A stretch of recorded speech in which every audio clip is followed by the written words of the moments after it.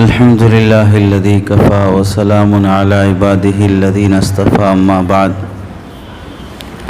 فأعوذ بالله من الشيطان الرجيم بسم الله الرحمن الرحيم واذكرن ما يتلى في بيوتكن من آيات الله والحكمة صدق الله العظيم وقال النبي صلى الله عليه وسلم من ابتلي من هذه البنات بشيء فأحسن إليهن كن له سترا من النار أو كما قال النبي صلى الله عليه وسلم اللهم صل على سيدنا محمد وعلى آل سيدنا محمد وبارك وسلم اللهم صل على سيدنا محمد وعلى آل سيدنا محمد وبارك وسلم اللهم صل على سيدنا محمد وعلى آل سيدنا محمد وبارك وسلم۔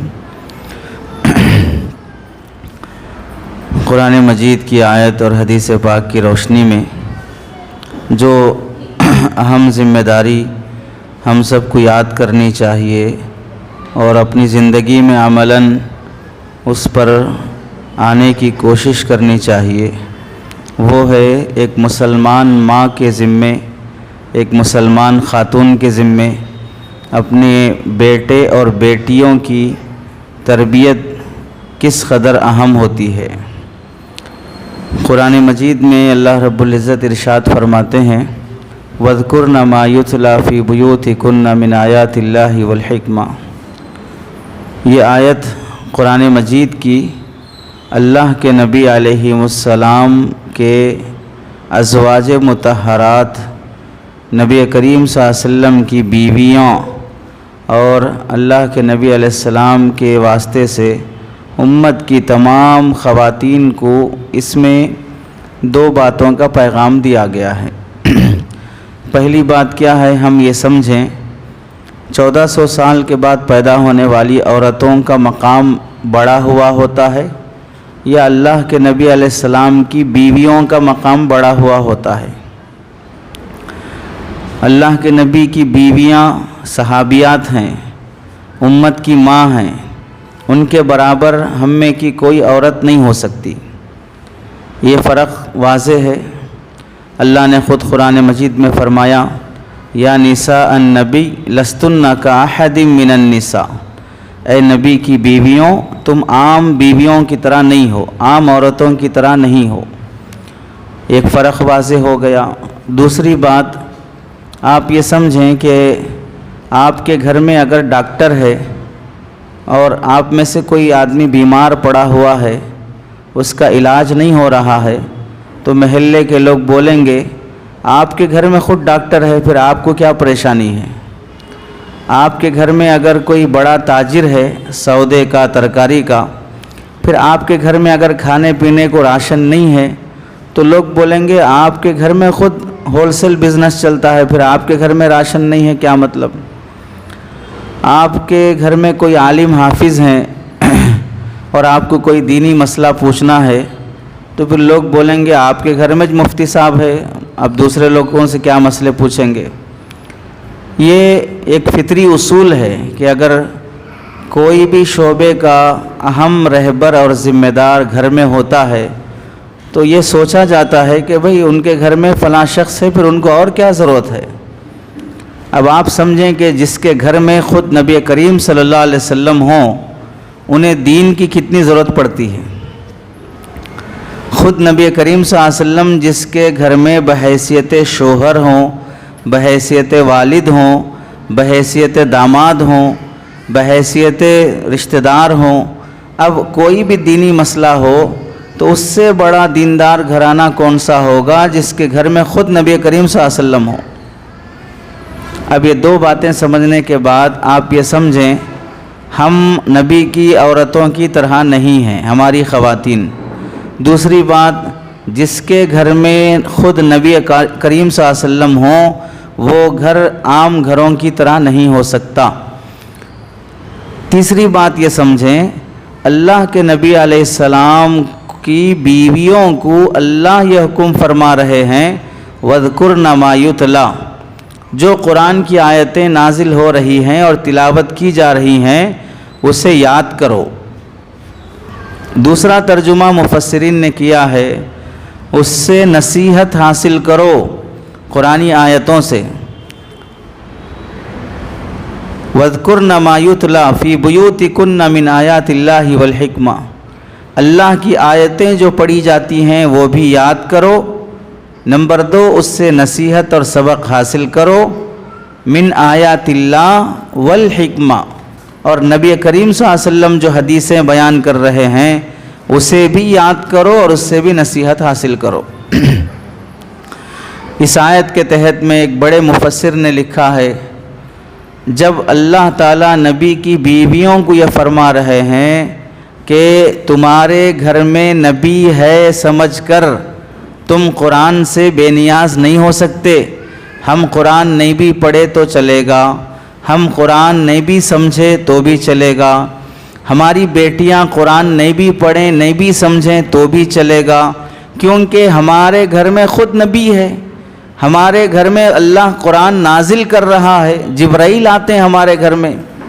तो अल्लाह फरमा रहे हैं नबी घर में होने से नबी की बीवियां कुरान से बेनियाज नहीं हो सकती, नबी घर में होने से नबी की बीवियां और नबी की बेटियां कुरान सीखने समझने से मुस्तगनी नहीं हो सकती, उनको भी ज़रूरत रहती है कुरान सीखने समझने की।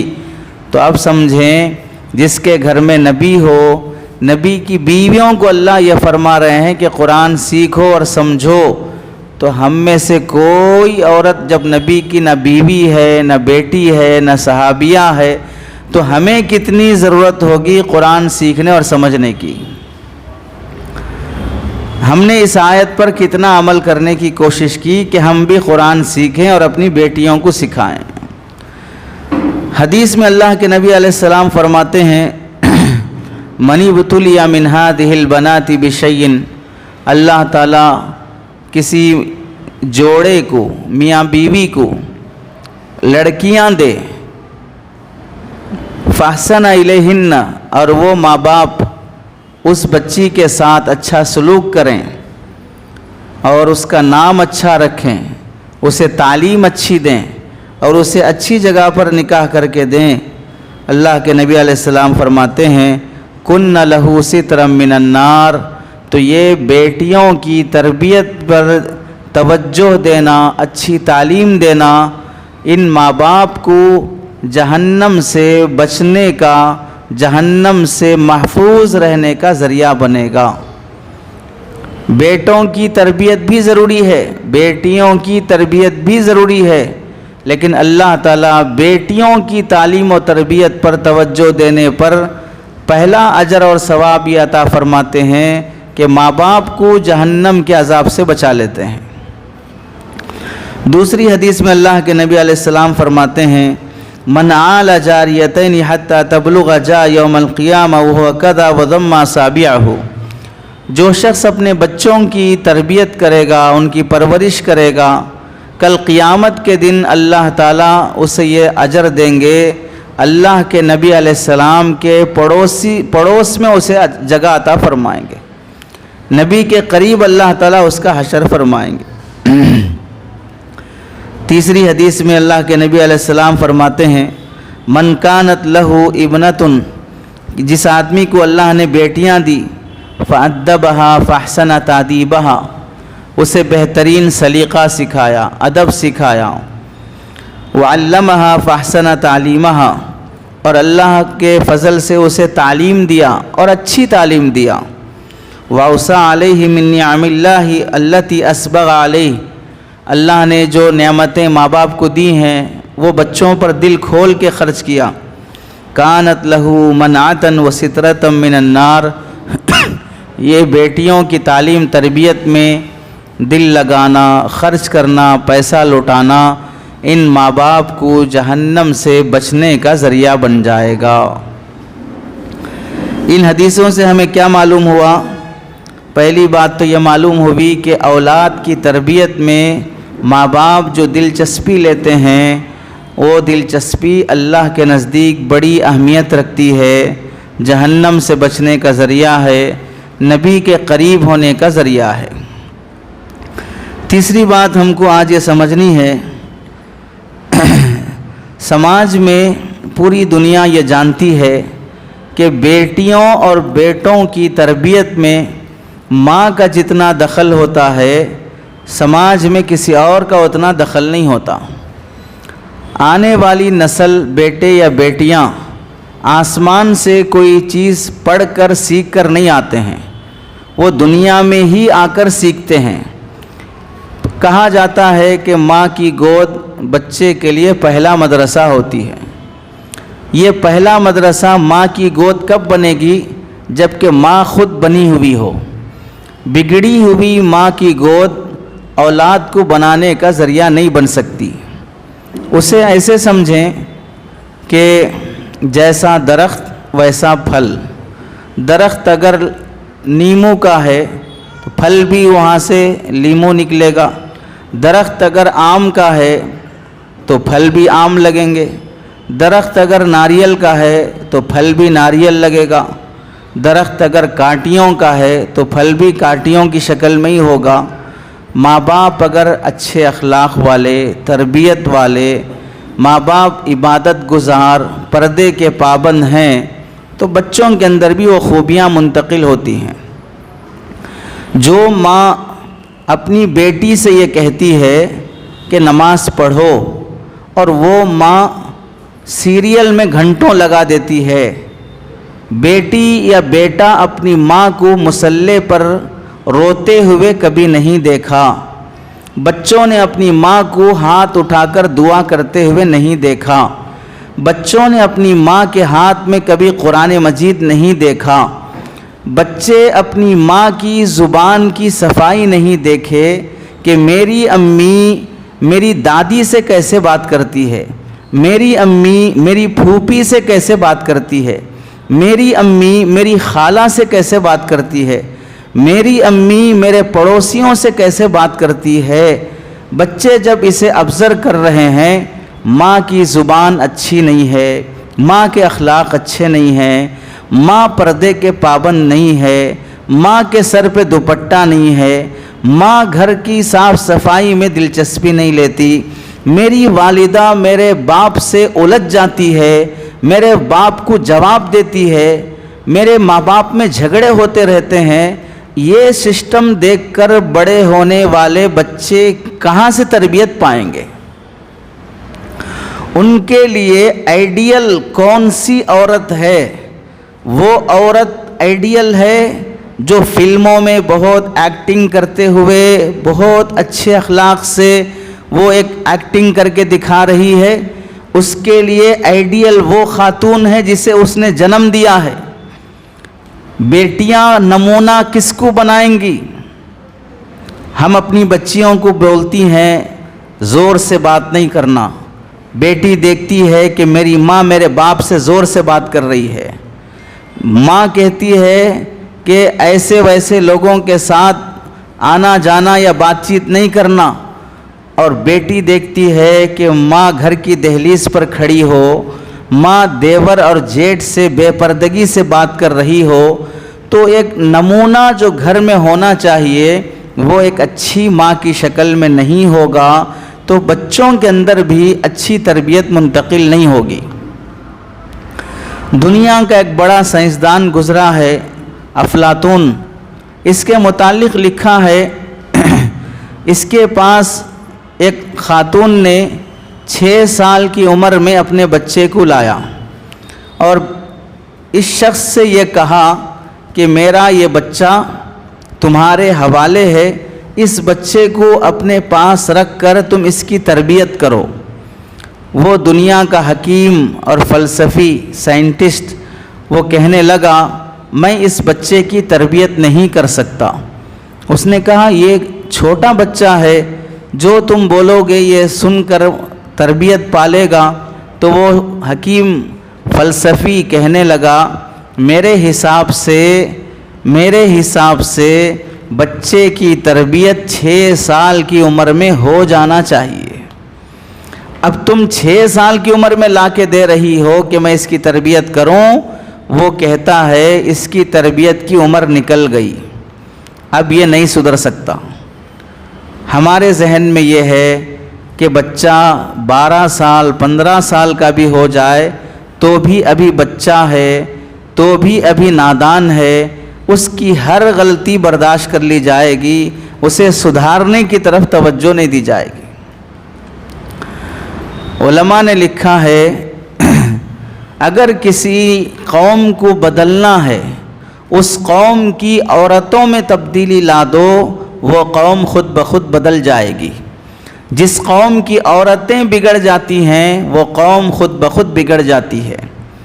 ایک فلسفی کہتا ہے کہ مجھے تم بہترین مائیں دے دو، میں تمہیں بہترین نسل بنا کے دے دوں گا۔ اس واسطے کہ کوئی بھی جنریشن بننے کے لیے اس جنریشن کی ماں کا بدلنا ضروری ہے، بننا ضروری ہے۔ ماں کی تربیت کے بغیر جنریشن ہرگز نہیں بن سکتا۔ اب آپ بتائیے، ہم نل کا پانی پکڑنے کے لیے لڑائی کرتے ہیں، گھر میں برتن دھونے کے لیے دیورانی جٹھانی کی لڑائی ہو جاتی ہے، گھر میں جھاڑو مارنے کے لیے چھوٹی بہو بڑی بہو کی لڑائی ہو جاتی ہے، گھر میں کھانا بنانے کے لیے ساس بہو میں جھگڑا ہو جاتا ہے، کپڑے دھونے اور سکنے ڈالنے کے لیے گھر میں جھگڑا ہو جاتا ہے۔ ہم شادی کے بعد ہماری ساس کا دل نہیں جیت سکتے، شوہر کا دل نہیں جیت سکتے، ہم اپنی دیورانی جٹھانی کا دل نہیں جیت سکتے، ہم اپنے پڑوسیوں کا دل نہیں جیت سکتے، تو آپ بتائیے ایسی عورت جو اخلاقی لحاظ سے گری ہوئی ہو، کیا اس کی گود میں پلنے والے بچے ٹیپو سلطان بنیں گے؟ کیا وہ اپنے بچوں کو بڑے بڑے عزائم دکھا سکے گی؟ کیا وہ اپنے بچوں کو اولیاء اور صحابہ کے قصے بتا سکے گی؟ جب ماں کو سیریل سے فرصت نہیں ہے، ماں کو گلی اور دہلیز پر بیٹھ کر پڑوس کی عورتوں سے بات کرنے میں فرصت نہیں ہے، ماں کو دوسری عورتوں کی غیبتوں سے فرصت نہیں ہے، تو کیا یہ عورت اپنے بچوں کو ٹائم اسپینڈ کر کے انہیں قرآن سکھانا، انہیں دین کی تعلیم دینا، ایسے جذبے ایسی ماؤں میں پیدا ہوں گے؟ بڑی ذمہ داری دی ہے اللہ نے ماؤں کی۔ اسی واسطے آپ جانتے ہیں قرآن مجید حدیث میں اللہ کے نبی فرماتے ہیں جنت ماں کے قدموں کے نیچے ہے۔ آپ بتائیے جنت کتنی بڑی دولت ہے۔ ہم سب لوگ جو عبادت کر رہے ہیں کہاں جانے کے لیے کر رہے ہیں؟ جنت میں جانے کے لیے کر رہے ہیں۔ اور اللہ کتنا انعام عورت کو دیتے ہیں کہ ساری دنیا کے مسلمان جس جنت میں جانے کے لیے رات بھر تہجد میں عبادت میں گزارتے ہیں، وہ جنت میں نے ماں کے قدموں میں رکھی ہے۔ کتنا بڑا مقام ہے۔ ایک بزرگ فرماتے ہیں عورت یعنی ماں کا مرتبہ اس سے سمجھ لو کہ اللہ نے جب اس کے پیروں میں جنت رکھا ہے تو اس کے سر کا مقام کیا ہوگا۔ ماں کے پیروں کا مقام یہ ہے کہ اللہ اس کے پیروں میں جنت رکھے ہیں، تو اس کے سر کا مقام کیا ہوگا، اس کے زبان اور اس کی زبان سے نکلنے والے دعا کا مقام کیا ہوگا، اس سے اندازہ کر لو۔ ہمارے اسلاف اور اکابر جتنے بنے ہیں دنیا میں، وہ سب کے سب ماں کی تربیت سے بنے ہیں۔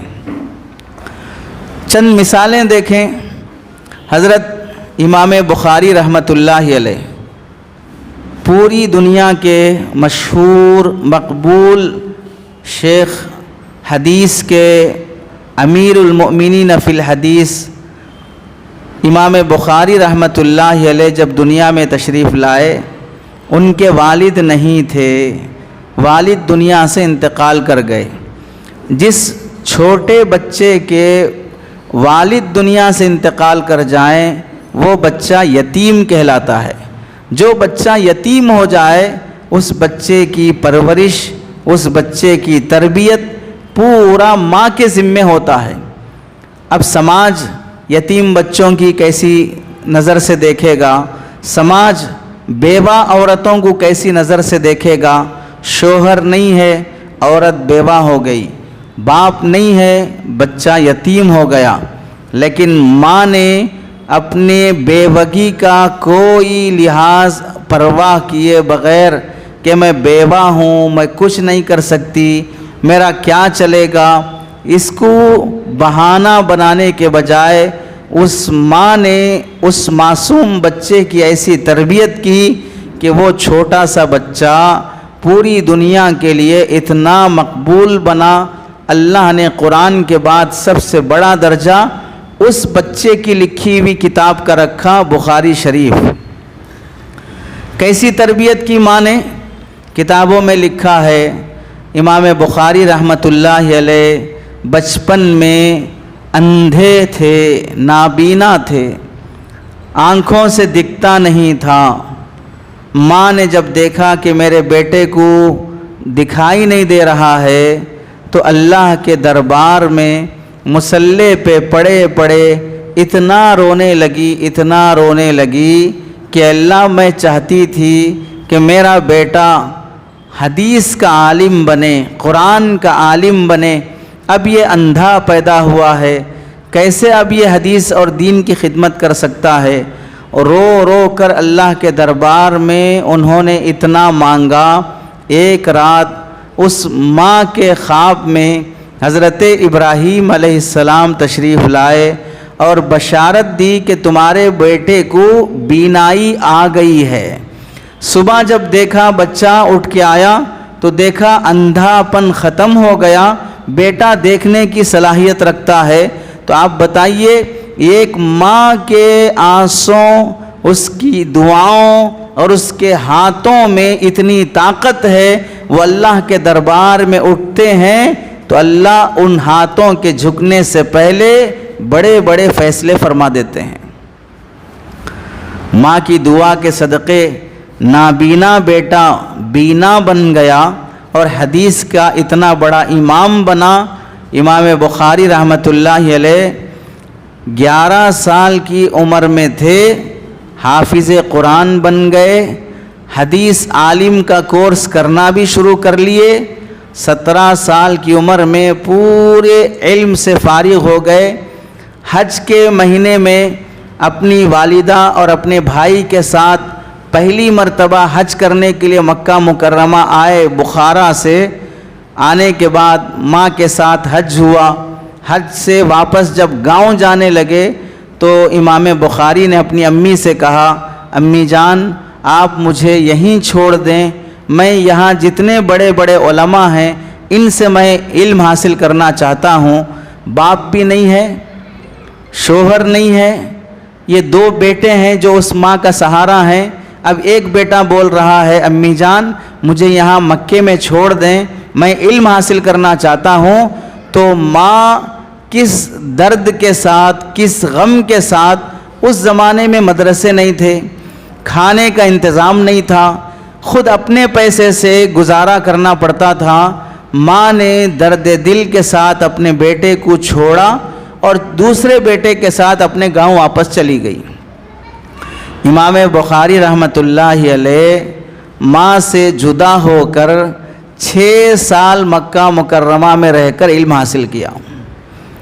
آپ بتائیے، آپ کا کوئی بچہ اس زمانے میں چاہے وہ اسکول جائے، مدرسہ جائے یا دوسری کنٹری جائے، کیا ایسا ہوتا ہے کہ بچہ پڑھنے کے لیے جانے کے بعد 6 سال کے بعد واپس آیا ہو؟ اس زمانے میں ماؤں نے کیسا دل گردے کا کام کیا، بیٹے کو اپنے سے جدا رہنا گوارا کیا۔ امام بخاری 6 سال مکہ مکرمہ مدینہ میں رہ کر علم حاصل کیا، 2 سال مکہ مکرمہ میں رہے، 4 سال مدینہ منورہ میں رہے۔ اور آپ کو تعجب ہوگا، امام بخاری رحمۃ اللہ علیہ جب ماں سے جدا ہو کر یہاں علم حاصل کرتے کرتے جب بڑے درجے کو پہنچنے لگے، آپ لوگوں نے سنا ہوگا مدینہ منورہ میں جو لوگ عمرے کو جاتے ہیں، حج کو جاتے ہیں، وہاں لوگ زیارتیں کراتے ہیں، تو مدینہ میں ایک مسجد ہے، مسجد بخارا۔ اس کے بارے میں مشہور ہے کہ امام بخاری رحمۃ اللہ علیہ اس مسجد میں بیٹھ کر بخاری شریف لکھے یا دوسری کوئی کتاب لکھے۔ لیکن اتنی بات علماء نے لکھی ہے کہ امام بخاری رحمۃ اللہ علیہ جب یہ 6 سال کی عمر میں ماں سے جدا رہ کر یہاں پڑھتے تھے، اسی زمانے میں انہوں نے ایک تاریخ کی کتاب لکھی التاریخ الکبیر کے نام سے. اور وہ کتاب کیسے لکھی؟ علماء لکھتے ہیں امام بخاری کے پاس اتنے پیسے نہیں تھے کہ وہ چراغ خرید سکیں. چاندنی کی روشنی میں انہوں نے کتاب لکھی. چاندنی کی روشنی میں انہوں نے وہ کتاب لکھی التاریخ الکبیر. چھوٹا سا بچہ، ماں نے ایسی تربیت کی کہ بڑے ہوتے ہوتے وہ کتنا مقام پایا. دوسرے نمبر پہ آئیں امام شافعی رحمۃ اللہ علیہ. امام شافعی 2 سال کی عمر کے تھے، والد انتقال کر گئے. جب والد دنیا سے چلے گئے، ماں اب اس چھوٹے بچے کی تربیت کرنا ہے. ماں کیسے تربیت کر رہی ہے؟ امام شافعی کا جو گاؤں ہے فلسطین ہے. امام شافعی غزہ کے رہنے والے تھے، پیدائش وہاں کی ہے. پیدا ہونے کے بعد 2 سال تک امام شافعی غزہ میں ہی رہے. اس کے بعد ماں نے اپنے بیٹے کو لے کر مکہ مکرمہ ہجرت کی اور مکے میں رہے امام شافعی رحمۃ اللہ علیہ. اب پیدائشی وطن غزہ تھا تو امام شافعی کو غزہ سے بڑی محبت تھی.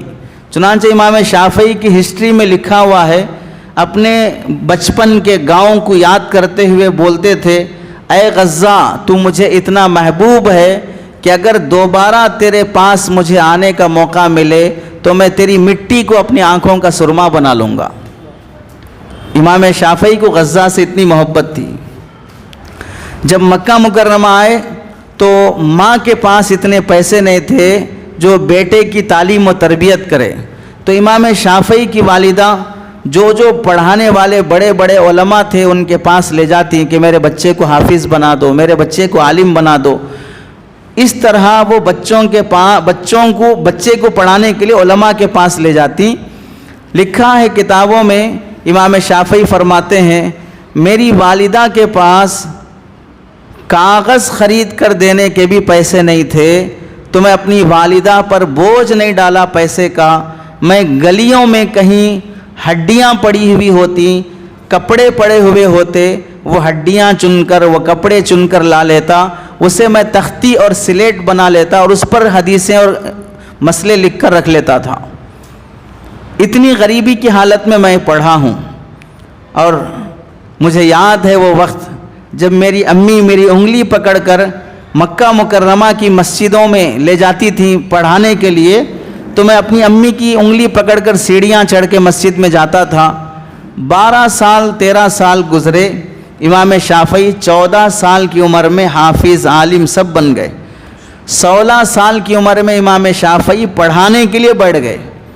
16 سال کی عمر میں پڑھانے کے لیے بیٹھے. لکھا ہے کتابوں میں پڑھانے کے لیے ایک مرتبہ سیڑھیاں چڑھ رہے تھے تو امام شافعی کے دل میں خیال آیا یہ مسجد کی سیڑھیاں ہیں کہ ایک ٹائم میری والدہ میری انگلی پکڑ کر مجھے الف با پڑھانے کے لیے لاتی تھیں.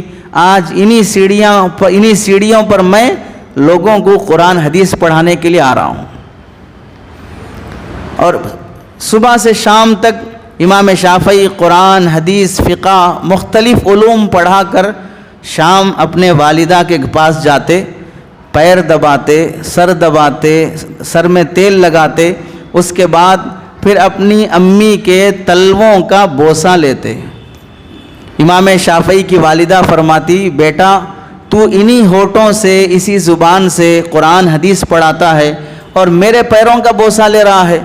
تو امام شافعی فرماتے امی جان میں آپ کے پیروں کا بوسہ نہیں لے رہا ہوں، میں اپنی جنت کا بوسہ لے رہا ہوں. اللہ نے میری جنت آپ کے قدموں میں رکھی ہے. امام شافعی رحمۃ اللہ علیہ کی تربیت میں کسی مرد کا دخل نہیں ہے، ایک عورت کا دخل ہے. چونکہ باپ ہی نہیں تھے تو سارا جو کچھ کیا وہ ماں نے کیا ہے. اولیاء میں فقہا میں اور ایک فقیہ گزرے ہیں امام احمد بن حنبل رحمۃ اللہ علیہ. امام احمد بن حنبل رحمۃ اللہ علیہ بھی اپنی والدہ کی تربیت سے تعلیم حاصل کیے ہیں. امام محمد رحمۃ اللہ علیہ کے متعلق لکھا ہے، امام محمد رحمۃ اللہ علیہ کی والدہ یا امام احمد رحمۃ اللہ علیہ کی والدہ، اس زمانے میں کرنٹ نہیں تھا، اس زمانے میں راستے سڑکیں اچھے نہیں تھے. فجر کی نماز 7 سال 8 سال کے بچے کو فجر کی نماز 5 ٹائم کی نماز پڑھانا ہے تو ماں اپنے اس 7-8 سال کے بچے کو پکڑ کے اٹھا کر صبح صبح وضو کرا کے مسجد لے کے آتی. جس مسجد میں عورتوں کو نظام نہیں ہوتا اندر آنے کا تو ماں مسجد کے گیٹ کے باہر کھڑی رہتی, بیٹے سے بولتی کہ بیٹا صبح کا ٹائم ہے, اندھیرا ہے, تم اندر جا کر فجر کی نماز پڑھ کے آؤ, میں باہر تمہارا انتظار کرتی ہوں. عشاء کی نماز رات میں ہوتی, اندھیرا رہتا, اندھیرے میں بچہ اکیلا 7-8 سال کا بچہ مسجد نہیں جا سکتا تو ماں بچے کو مسجد لاتی. نماز بھی پڑھانا ہے, جماعت سے پڑھانا ہے تو ماں مسجد لا کر بچے کو اندر نماز پڑھاتی اور باہر کھڑے رہ کر بچہ نماز سے فارغ ہونے کے بعد پھر گھر لے جاتی. ہم اپنے بچوں کو فنکشنوں میں لے جانا ہو مائیں لے جاتی ہیں, شادیوں میں لے جانا ہو مائیں لے جاتی ہیں, پروگراموں میں لے جانا ہو مائیں لے جاتی ہیں. لیکن کتنی مائیں ہیں جو اپنے بچوں کی تربیت کی خاطر, تعلیم کی خاطر وہ کسی مدرسہ لے جاتی ہیں, مکتب لے جاتی ہیں, مسجد لے جاتی ہیں. اولیاء میں ایک بڑے بزرگ گزرے ہیں حضرت بایزید بستامی رحمۃ اللہ علیہ. اتنے بڑے بزرگ ہیں حضرت بایزید بستامی رحمۃ اللہ علیہ, کتابوں میں لکھا ہے کہ فرشتوں میں حضرت جبرائیل علیہ السلام کا جو مقام ہے, اولیاء میں حضرت بایزید رحمۃ اللہ علیہ کا وہ مقام ہے. اتنے بڑے ولی ہیں حضرت بایزید بستامی رحمۃ اللہ علیہ. چھوٹے بچے تھے, باپ نہیں تھے, یتیم تھے حضرت بایزید. ماں نے اپنے بچے کو پڑھانے کا, اس کی تربیت کا نظام سوچا.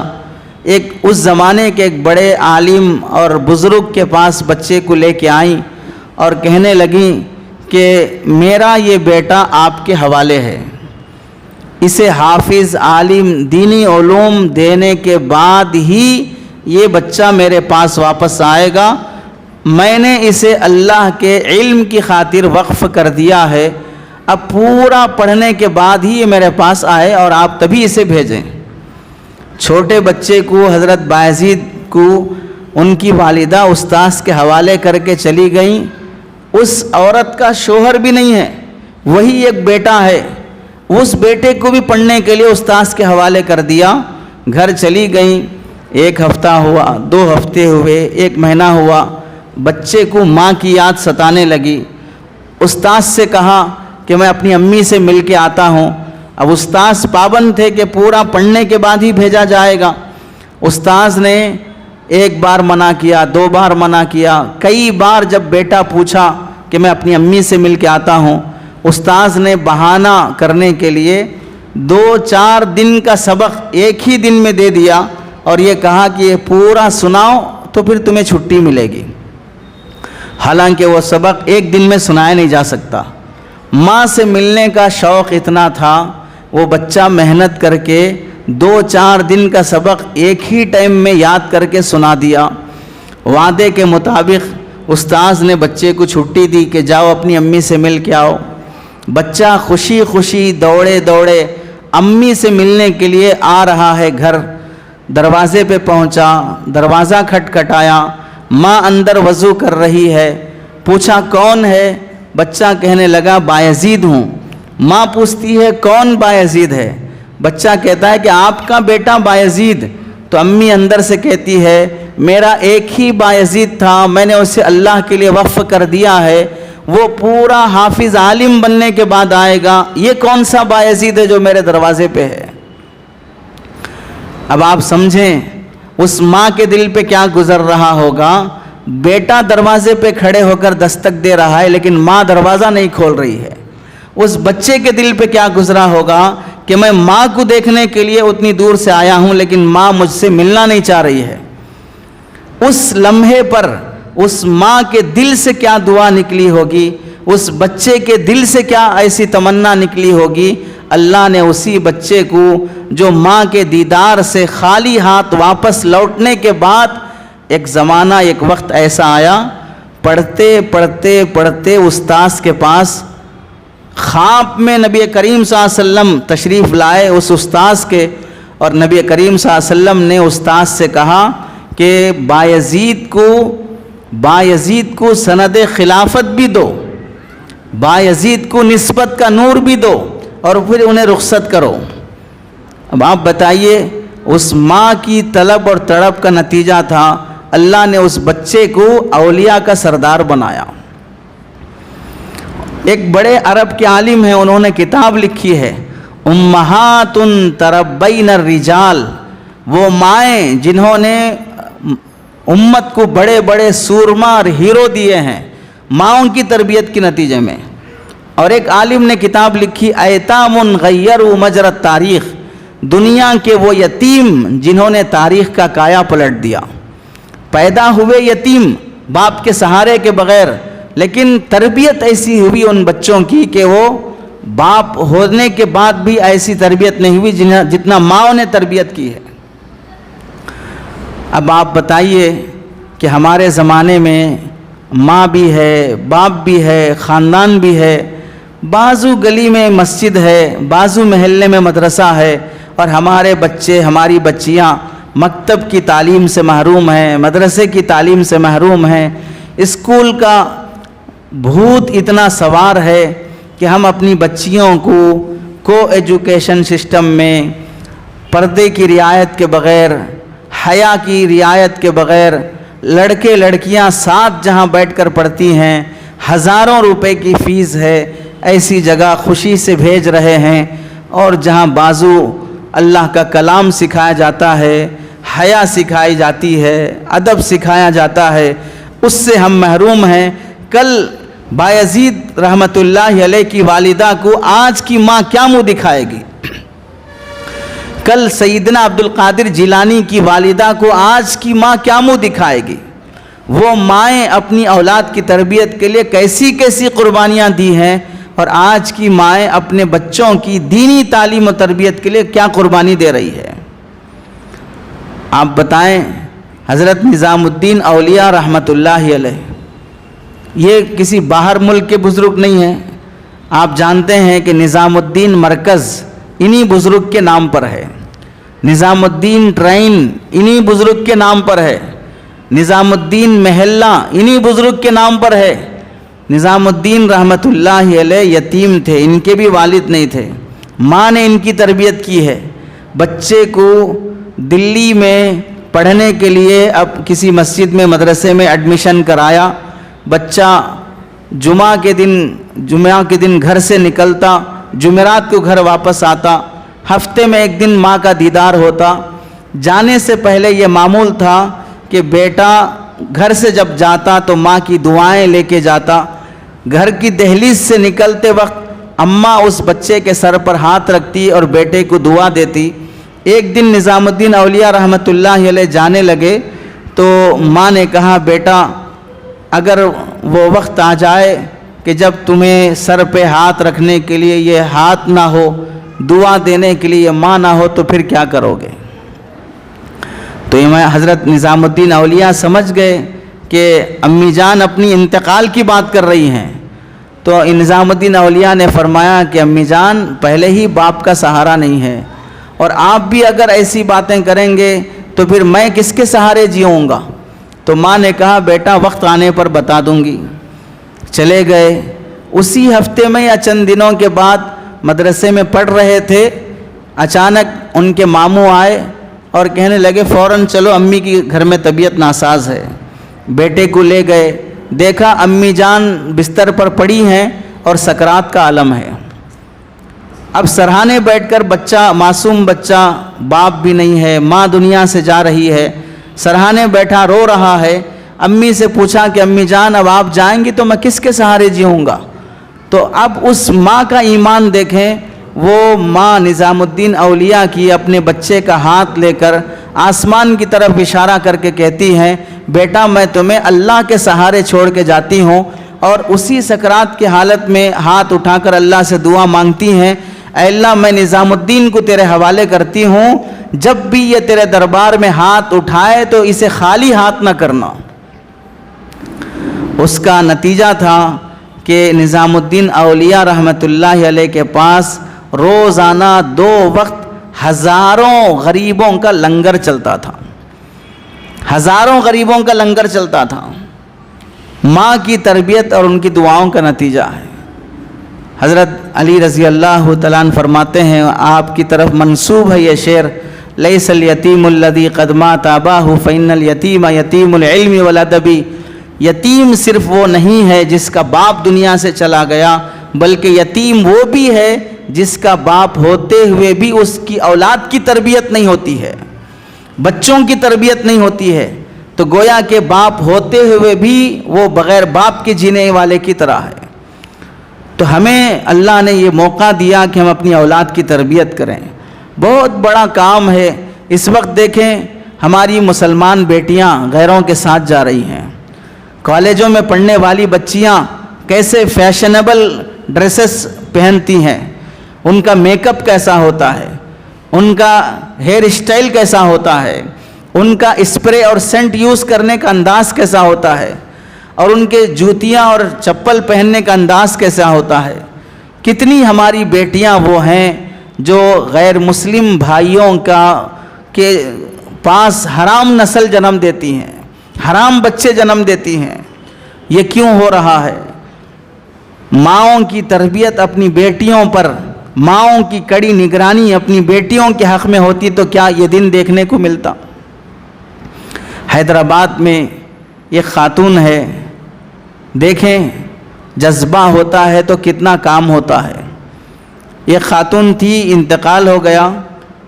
وہ اپنے گھر میں، شوہر نہیں تھے اس کے، اپنے گھر میں محلے کے بچوں اور بچیوں کو جمع کر کے 100 سے زائد بچوں کو مکتب پڑھاتی تھی. وہ خاتون 100 سے زائد بچوں کو اپنے گھر میں مکتب پڑھاتی تھی. بیمار ہو گئی، ڈاکٹر سے علاج کروایا تو ڈاکٹروں نے کہا کہ تمہیں پیٹ کا کینسر ہے، تمہیں بیڈ ریسٹ لینا پڑے گا، اگر یہ بولنا چلنا پھرنا رہا تو بیماری اور بڑھ جائے گی. تو وہ خاتون کینسر کی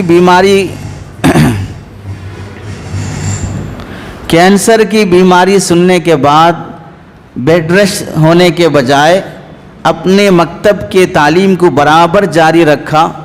کسی نے کہا کہ ڈاکٹر نے منع کیا، کیوں پڑھاتے ہو پھر؟ تو عورت کیا کہتی ہے، میں بیڈ ریسٹ لے کر چند مہینے یا چند سال زیادہ جینے کے مقابلے میں بچوں کو قرآن پڑھاتے پڑھاتے مرنا پسند کرتی ہوں. بیڈ ریسٹ پر چند مہینے زیادہ جینے کے مقابلے میں بچوں کو قرآن پڑھاتے پڑھاتے مرنا گوارا ہے مجھے. اسی میں اس عورت کا انتقال ہو جاتا ہے، لیکن بچوں کو پڑھانا نہیں چھوڑتی ہے. کتنے نمونے ہیں ہمارے پاس کہ مائیں جب ٹھان لیتی ہیں اولاد کی تربیت تو حاملہ عورت اپنے بچے کو گود میں اٹھا کر دوسرے بچے کی انگلی پکڑ کر اسے مکتب لا کر چھوڑتی ہے. بیرون ملک میں برطانیہ اور امریکہ کا واقعہ ایک مولانا نے لکھا ہے کتاب میں کہ مکتب چل رہا تھا، ایک عیسائی عورت اپنے بچے کو لے کے آئی اور اندر بھیجا اپنے بچے کو کہ میرے بچے کو مکتب میں ایڈمیشن دلائیں. جو مولانا تھے انہوں نے پوچھا تم مسلمان ہو؟ وہ بچہ کہنے لگا نہیں ہم عیسائی ہیں. تمہاری والدہ؟ وہ بھی عیسائی ہے. تو عیسائی عورت ہے لیکن اپنے بچے کو مکتب میں پڑھانا چاہ رہی ہے. پوچھا کیوں پڑھانا چاہتے ہو؟ آپ دیکھیں مکتب کی تربیت اور تعلیم کا نتیجہ کتنا بہترین ہوتا ہے. وہ عورت کہنے لگی میرے پڑوس میں ایک مسلمان عورت ہے، اس کے بچے آپ کے پاس پڑھتے ہیں. جب وہ بچے مکتب پڑھ کے آتے ہیں، اگر ان کی امی پانی کا مٹکا اٹھائے ہوئے ہے، وہ بچے بھاگتے ہوئے آ کر کہتے ہیں امی جان ہم اٹھا لیں گے. اور ان کی والدہ اگر گھر میں جھاڑو دیتی ہے، یہ بچے کہتے ہیں امی جان ہم جھاڑو دیں گے. ان کے بچے اس کی ماں سے آگے نہیں جاتے، زور سے نہیں بولتے، ماں سے پہلے نہیں بیٹھتے. وہ جو ماں کی تربیت، وہ جو ماں کے ساتھ ان کا سلوک ہے، یہ دیکھ کر مجھے خیال ہوا کہ یہ ماں اور یہ بچے نہیں ہیں بلکہ ملکہ ہے، رانی ہے، اور یہ اس کے نوکر ہیں. ایسی تربیت اور ایسی قدر ماں کی. اور یہ چیز حاصل ہوئی جب میں نے ان سے پوچھا یہ کہاں سے سیکھتے ہیں، تو کہنے لگے مکتب میں یہ سکھایا جاتا ہے، ماں کی قدر کیسے کرنا، ماں کے ساتھ کیسے پیش آنا. تو میں بھی چاہتی ہوں کہ میرے بچے کو آپ کے پاس تربیت ملے. تو عیسائی عورت اپنے بچے کو مکتب میں لا کے ایڈمیشن کرا رہی ہے. جہاں ایک طرف یہ کارنامے ہیں، وہیں دوسری طرف دیکھیں ہماری مسلمان عورتیں دینی تعلیم تربیت نہیں ہونے کی وجہ سے چرچوں میں جا رہی ہیں. 200 روپے 500 روپے کے خاطر اتوار مسلمان عورتیں چرچ جاتی ہیں، مندروں پہ جاتی ہیں. گنیش اور بونال کے موقع پر مسلمان عورتیں، ہولی دیوالی کے موقع پر مسلمان عورتیں غیر مسلموں کے ساتھ ناچتی ہوئی، غیر مسلموں کے مندروں میں جا کر بٹو لگاتی ہوئی، غیر مسلموں کے پاس جا کر پوجا پاٹ کرتی ہوئی مسلمان عورتیں نظر آتی ہیں. ایک طرف تعلیم تربیت کا یہ نتیجہ، دوسری طرف تعلیم تربیت نہ ہو تو یہ نتیجہ ہمیں صاف نظر آ رہا ہے. اس میں بنیادی ذمہ داری گھر کے ماؤں کی ہوتی ہے. اپنی بیٹیوں کی بیٹوں کی جیسی تربیت کرو گے ویسے بڑھاپے میں یہ تمہارا سہارا بنیں گے.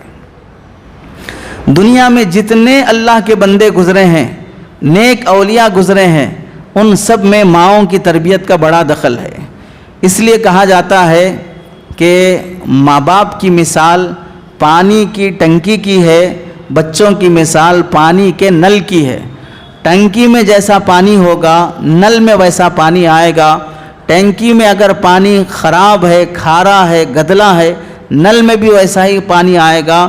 نل میں اچھا پانی آنا ہے، ٹینکی صاف کر کے اچھا پانی ڈالنا پڑے گا.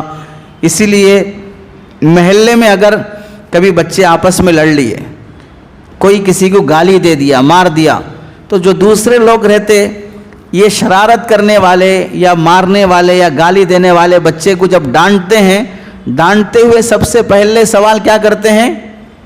کس کا بچہ ہے تو؟ کس کا بچہ ہے تو؟ مطلب کیا؟ اگر تو اچھا ہے تو فلاں بھی اچھے ہیں، تیرے ماں باپ بھی اچھے ہیں. تو بگڑا ہوا ہے تو کس کا بچہ ہے تو؟ مطلب تیرے ماں باپ کا بگاڑ ہے جو تجھے بگاڑ رہا ہے. تو ہم دیکھیں اپنی اولاد کو کتنا ٹائم دے رہے ہیں. جو مائیں سیریل دیکھتی ہیں، جو مائیں فلم دیکھتی ہیں، جو مائیں پڑوسیوں سے جھگڑا کرتی رہتی ہیں، غیبتوں میں رہتی ہیں، بچوں کو ٹائم نہیں دیتی ہیں، کب انہیں یہ وقت آئے گا کہ اپنے بچوں کو اپنی گود میں، اپنے بچوں کو اپنے پاس وہ خود تربیت کر کے ایک بنا سکیں؟ اسے ایک مثال سے سمجھیں آپ لوگ. بیٹیاں جب بڑی ہو جائیں، بڑی ہونے کے بعد جب ان کے رشتے کا وقت آتا ہے، جتنی مائیں ہیں، چاہے ماں بنی ہو یا بیوی بنی ہو، آپ سوچیں بیٹی بڑی ہونے کے بعد شادی کے موقع پر بنیادی طور پر سب کے ذہن میں کیا سوچ آتی ہے؟ بیٹی بڑی ہونے اور شادی کے قابل ہونے کے بعد کیا سوچ پیدا ہوتی ہے؟ میری بیٹی کو اچھا شوہر ملنا، میری بیٹی کو اچھا شوہر ملنا، اچھا سسرال ملنا، میری بیٹی کا نصیبہ اچھا ہونا، یہ ہر ماں کی خواہش ہوتی ہے، ہر باپ کی خواہش ہوتی ہے. اب چلیے مثال کے طور پر کسی ماں نے، باپ نے اپنی بیٹی کا رشتہ کسی کے گھر میں کرایا، داماد خراب نکلا، داماد شرابی نکلا، داماد جواری نکلا، داماد مارنے والا ظالم نکلا، تو آپ کیا بولتی ہیں؟ خراب داماد ملا، میری بیٹی کا نصیبہ اجڑ گیا. تو ایک طرف بیٹی کی ماں اس کے داماد کے خراب ہونے کی شکایت کر رہی اور رو رہی ہے، دوسری طرف ایک بیٹا جوان ہوا، اس کی بھی شادی کی فکر ہوتی ہے. تو بیٹے والے کیا چاہتے ہیں؟ اچھی بہو ملے، میرے بیٹے کو اچھی بیوی ملے. ادھر وہ لوگ چاہتے ہیں شادی ہوئی، ادھر جو آنے والی بہو ہے وہ خراب نکلی، ساس سے جھگڑا کر رہی، شوہر سے جھگڑا کر رہی، اماں کے گھر گئی تو واپس نہیں آتی ہے، الگ جینے کے لیے ٹینشن جھگڑے کرتے ہیں. ادھر بہو خراب ملی تو ادھر کیا ہوتا ہے میٹر کہ بھئی میرے بیٹے کی زندگی برباد ہو گئی. اب ہم سوچیں ان دونوں کیسز میں غلطی کس کی ہے؟ ان دونوں کیسز میں دونوں کے ماں باپ کی غلطی ہے کہ ادھر بیٹے والے اپنے بیٹے کی اچھی تربیت کرتے ادھر داماد اچھا ملتا، ادھر بیٹی والے اپنی بیٹی کی تربیت اچھی کرتے، ادھر بہو اچھی ملتی۔ ہم نے بیٹی کی تربیت نہیں کی، وہ خراب بہو ملی، بیٹے کی تربیت نہیں کی، ادھر خراب داماد ملا۔ اگر سماج کو اچھے داماد چاہیے، اچھی بہو چاہیے، اچھے رشتے چاہیے، تو ہمیں اپنی اپنی اولاد کی اچھی تربیت کرنا پڑے گا، تب جا کر اچھے رشتے بھی ملیں گے۔ اسی واسطے تربیت بچپن میں ماں کے ذمے اتنا ہے۔ حضرت علی میاں ندوی رحمۃ اللہ علیہ فرماتے ہیں، اگر تمہارا بیٹا بیمار پڑ جائے، علاج کرانے کی ضرورت پڑے، تھوڑا دیر سے علاج کرا لو، لیکن بچہ بگڑ رہا ہے، تھوڑا دیر سے تربیت کرنے کا ہرگز مت سوچو۔ بیماری میں علاج میں تھوڑا دیری کر لو، لیکن تربیت میں دیری مت کرو۔ اگر تمہارے پاس پیسے ہیں، تمہارے بچے کو کپڑے دلانا ہے، نئے کپڑے، اور تمہارے پاس پیسے ہیں لیکن اس سے تمہارے بچے کو کتابیں بھی دلانا ہے، تو حضرت فرماتے ہیں کپڑے بعد میں دلاؤ بچے کو، لیکن کتابیں پہلے دلاؤ۔ نئے کپڑے سے، نئے جوڑے پہننے سے بچہ انسان کا بچہ نہیں بنے گا، تعلیم و تربیت سے ایک انسان کا بچہ بنے گا۔ بچوں کو کپڑے، کھلونے، جوتے، کھانے، ان سب پر پیسہ خرچ کرنے سے زیادہ بچوں کی تعلیم تربیت پر پیسہ خرچ کرنا ضروری ہے۔ آج کوئی گھر ایسا نہیں ہونا چاہیے کہ اس کے گھر میں بیٹی ہے لیکن گھر میں کہ محلے کی کسی خاتون معلمہ، باجی یا مکتب میں تعلیم حاصل نہیں کرتی، گھر میں بیٹا ہے لیکن وہ مکتب میں پڑھنے جانا نہیں چاہتا۔ کوئی گھر مکتب کے بچوں اور بچیوں سے خالی نہیں ہونا چاہیے۔ آج آپ کے جمع کرنے کا مقصد یہ ہے، اپنی بیٹیوں کو اور اپنے بیٹوں کو مکتب کی تعلیم دینا اپنی زندگی کا فرض سمجھیں۔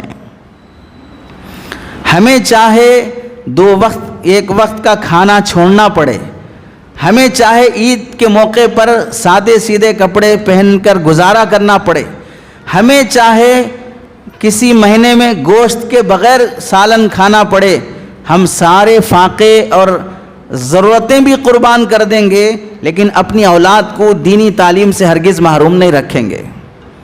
جو ماں باپ کسی عزم کے ساتھ اپنی اولاد کی تربیت کرتے ہیں، یہی بچے کل ماں باپ کے لیے آنکھوں کی ٹھنڈک بنتے ہیں۔ ایک چھوٹا سا واقعہ سبق سیکھنے کے لیے، حضرت اشرف علی تھانوی رحمۃ اللہ علیہ ہندوستان کے بڑے علماء میں سے گزرے ہیں۔ حضرت تھانوی رحمۃ اللہ علیہ کے بھائی تھے اکبر علی اور یہ ہے اشرف علی۔ حضرت تھانوی کے والد ایک بیٹے کو عالم بنائے اور ایک بیٹے کو وکیل بنائے، لائر بنائے۔ تو کسی نے بعد میں پوچھا، آپ کے 2 بچوں میں سے کون سے بچے سے آپ کو زیادہ خوشی ہے؟ تو حضرت تھانوی کے والد نے کہا، 2 بچوں میں سے میں اگر میرے لائر بیٹے سے کہتا ہوں کہ بیٹا مجھے پانی لاؤ، پینا ہے، پینے کے لیے پانی منگاؤں گا، تو میرا لائر بیٹا اپنے کام کرنے والے نوکر کو بولتا ہے کہ ابو کو تھوڑا پانی دے دو، اور جب میں اشرف علی سے کہتا ہوں بیٹا مجھے پانی چاہیے، تو اپنا کام چھوڑ کے خود اٹھ کے آ کے مجھے پانی دیتا ہے۔ اور میں اپنے وکیل بیٹے سے کہیں گھر سے باہر نکلنا ہو تو مجھے چپل پہننے ہیں، تو میرا بیٹا چپل پہن کے نکل جاتا ہے اور اپنے نوکر سے کہتا ہے کہ میرے ابو کو دیکھ لو تھوڑا۔ اور جب میرے ساتھ میرا بیٹا اشرف علی ہوتا ہے، وہ پہلے مجھے چپل پہناتا ہے پھر اپنے چپل پہنتا ہے۔ ان کے والد فرماتے ہیں، میرے لائر بیٹے سے میری مادی اور گھر کی ضرورتیں تھوڑی بہت پوری ہو جاتی ہیں، لیکن میرے دل اور میری روح کو سکون جو پہنچتا ہے میرے بیٹے اشرف علی سے پہنچتا ہے، جسے میں نے عالم بنایا، جسے میں نے حافظ بنایا۔ اس کے ذریعے سے عام طور سے ہوتا یہ ہے کہ بڑے باپ کی اولاد باپ کی نسبت سے چمکتی ہے، بڑے باپ کی اولاد باپ کی نسبت سے چمکتی ہے کہ بڑا خاندان ہے اس کے باپ یہ پوسٹ پہ ہیں، لیکن میرا بیٹا اشرف علی وہ ہے جس کی نسبت سے میں مشہور ہوا ہوں، بیٹے کی وجہ سے میں جانا جاتا ہوں، لوگ کہتے ہیں اشرف علی کے والد ہیں، اشرف علی کے والد ہیں، تو بیٹے کی نسبت سے میں جانا جاتا ہوں۔ تو اگر بچوں کی تربیت اچھی ہوتی ہے تو یہ بچے کل ہمارے لیے آنکھوں کی ٹھنڈک بنتے ہیں، ہماری خوشی اور راحت کا سامان بنتے ہیں۔ اس واسطے آپ یہ ذمہ داری لیں، آپ جس محلے کی عورت ہوں اس محلے کے مولانا سے اپنے شوہر اور محرم کے ذریعے سے رابطہ کر کے اپنے بچوں کو مکتب بھیجانے کی کوشش کریں۔ اپنی بیٹیوں کو جو 10 سال سے کم عمر کی ہیں ان بچیوں کو مکتب بھیجائیں، 10 سال سے زائد عمر کی ہیں محلے میں کسی معلمہ خاتون سے پڑھانے کا نظام بنائیں۔ قرآن حدیث کی تعلیم کے بغیر آپ اپنی بچیوں کو کالج کی ڈگریاں دلائیں گی تو ہم اور آپ سوچیں ہم کیا فیوچر بنانا چاہتے ہیں۔ دیکھیے ہم جانتے ہیں حیدرآباد میں ایک کیس آیا، خود ہمارے پاس ایک کیس آیا، ایک نوجوان اپنی بیوی کو لایا، دونوں میاں بیوی میں جھگڑا کئی مہینوں سے چل رہا ہے۔ کس بات پہ جھگڑا چل رہا ہے؟ بیوی یہ بول رہی ہے میری شادی ہو کر تقریباً 11 سال ہو گئے، 11 سال سے اب تک یہ میرے کو اینڈرائڈ موبائل نہیں دلائے۔ میری دیورانی کی شادی ہو کے 2 سال ہوا، اس کے پاس سامسنگ موبائل ہے، تو میں ان سے موبائل مانگ رہی ہوں، یہ مجھے موبائل دلانے تیار نہیں ہے۔ جھگڑا اتنا بڑھ گیا کہ وہ میرے پاس اس واسطے آئے یا تو موبائل ہونا یا تو خلا ہونا، یا تو موبائل ہونا یا تو خلا ہونا۔ اب آپ دیکھیے عورت موبائل چھوڑنے تیار نہیں ہے، شوہر چھوڑنے تیار ہے۔ 2022 کا واقعہ ہے، کویت کا جو وہاں کا اخبار ہے عربی اخبار، اس میں یہ واقعہ لکھا تھا کہ 2022 میں کویت جو عربی ملک ہے وہاں ایک سال میں 3.5 لاکھ طلاق اور خلا کے کیسز ہوئے، 3.5 لاکھ۔ ان میں سے ایک خلا کا کیس جو اس رپورٹ میں لکھا ہوا تھا یہ تھا کہ ایک خاتون کیس کی کہ مجھے میرے شوہر سے خلا چاہیے، تو وہاں پوچھا گیا بھائی کیوں خلا چاہ رہے تم؟ تو دیکھیے سارا مجمع، کورٹ کا جج، لائر اور جو آڈینس تھے وہ سب حیران ہو گئے۔ عورت کیا کہہ رہی ہے کہ میرا شوہر مجھے فیس بک یوز کرنے نہیں دیتا ہے، اس واسطے مجھے خلا چاہیے۔ سارے لوگ حیران تھے کہ شوہر چھوڑ رہی ہے لیکن فیس بک نہیں چھوڑ رہی ہے۔ ایسے سماج، ایسی عورتیں بنانے سے ہماری بچیاں سکون سے جئیں گی؟ ہم اپنی بچیوں کو ڈگریاں دلا رہی ہیں، بتائیے وہ لڑکی آپ چاہتے ہیں آپ کے گھر میں بہو بن کر آنے والی لڑکی آفس چلانا جانتی ہے، گھر چلانا نہیں جانتی ہے، اسے آپ بہو بنانا چاہتے ہیں؟ آپ اپنے بیٹے کا رشتہ ایسی لڑکی سے کرنا چاہتے ہیں جو باس کو خوش رکھنا جانتی ہے، آپ کے بیٹے کو خوش رکھنا نہیں جانتی ہے۔ آپ اپنے گھر میں ایسی لڑکی کو بہو بنا کر لانا چاہتے ہیں جو کمپنی کے ورکرز کا دل جیتنا چاہتی ہے لیکن خاندان میں سسرال کا دل جیتنا نہیں چاہتی، ایسی لڑکی کو اپنی بہو بنانا چاہتے ہیں۔ ایسی لڑکی کو بہو بنانا چاہتے ہیں جو ہوٹل میں ویٹر کا کام یا ایئر ہوسٹس کا کام ایئرپورٹ پر کرے اور وہ آفس اور کمپنی میں کلینر کا کام کرے، لیکن اپنے گھر میں برتن دھونا، کپڑے دھونا، بچوں کی تربیت کرنا یہ نہیں چاہتی ہے، ایسی لڑکی کو بہو بنانا چاہتے ہیں۔ میرے گھر میں آنے والی بہو یا میرے گھر سے جانے والی یہ بیٹی FIR درج کرنا جانتی ہے، اللہ کے سامنے ہاتھ اٹھا کر دعا کرنا نہیں جانتی ہے۔ میری بیٹی مہیلا منڈل جانا جانتی ہے، میری بیٹی مصلی پہ کھڑے ہو کر اللہ کے سامنے مانگنا نہیں جانتی ہے۔ تو ہم کیسی بچیاں اپنے گودوں میں پالنا چاہتے ہیں، وہ ہمارے تربیت اور ہمارے عزم اور حوصلے پر موقوف ہے۔ اس لیے کہا جاتا ہے کہ اپنی بیٹوں اور بیٹیوں کی تربیت میں علماء کے معاون بنیں، تاکید کریں کہ فلاں مولانا سے تعلق رکھو، ان کے بیانات سنو، جمعہ ان کے پاس جا کے پڑھو، ان سے مسئلہ پوچھ کے آؤ۔ اپنے شوہروں کو حوالے کرنا، اور جو شوہر ہیں ان کے لیے دعوت و تبلیغ کا راستہ بہت بافیض راستہ ہے۔ آپ کی طرف سے یہ تربیت، تاکید، ان سے درخواست، منت سماجت کہ آپ اللہ کے راستے میں نکلیں. آپ یہاں دینی طور پر جو ذمہ دار حضرات ہیں ان کے ساتھ رہیں. آپ کی طرف سے جتنا مطالبے ہوں گے بتائیے، سال میں ایک مرتبہ ایک آدھا تولہ تو بھی سونا ہونا، عید کے نئے کپڑے ہونا، اپنے رشتہ داروں کے گھر جانا، شادیاں اٹینڈ کرنا، فنکشن اٹینڈ کرنا، یہ سب کام ایک خاتون جس طرح بڑی محبت سے بنا لیتی ہے، یہی کام دینی تربیت والا اگر محبت سے بنا لیتی ہے تو گھر کا شوہر بھی بدلے گا، گھر کی اولاد بھی بدلے گی. آج دیکھیں بہت سے گھروں میں شوہر کویت میں ہے، سعودی میں ہے، دبئی میں ہے، یہاں پوری ذمہ داری بیوی پر بھروسہ کر کے چھوڑ دیا کہ میری بیوی میرے بچوں کی تربیت کرے گی، لیکن گھر میں ماں تربیت پر توجہ نہیں دینے کی وجہ سے 12 سال کا نوجوان بچہ نشہ کا عادی ہو رہا ہے. مسلمان گھروں میں 12-13 سال کے بچے سگریٹ پی رہے ہیں. مسلمان گھروں میں 12-13 سال کے بچے نامناسب تعلقات میں پکڑے جا رہے ہیں. تعجب ہے، ایک مہینہ کے آس پاس کی خبر 28 دن 25 دن ہو رہے ہیں، ڈگری کرنے والا فرسٹ ایئر کا بچہ ایک لڑکی سے محبت کر رہا ہے، اسی لڑکی سے اور 4 لڑکے محبت کر رہے ہیں. ان کا آپس میں جھگڑا ہو گیا، 16 سال کے بچے کو ان 4 لڑکوں نے مل کے مرڈر کر دیا، مار دیا. 5 کے 5 مسلمان ہیں اور ایک لڑکی کی محبت میں گرفتار ہیں. یہ واقعات ہمارے سماج میں بولے سنے جانے کے قابل ہیں.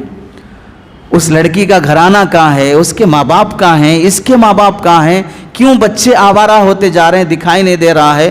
ایک صاحب نے مجھے ویڈیو بھیجایا، ایک اسکول کا 7-8 سال کے بچے ہیں، بلا مبالغہ 7-8 سال کے بچے. ابھی بھی میرے پاس ہے موبائل میں ویڈیو، جہاں لفٹ ہوتی ہے، لفٹ کے بازو کچرا وغیرہ ڈالنے کے لیے جو ڈسٹ بن رکھتے ہیں، وہ ڈسٹ بن کے پاس کھڑے ہو کر 4-5 بچے 7-8 سال کی عمر کے بچے سگریٹ پی رہے ہیں.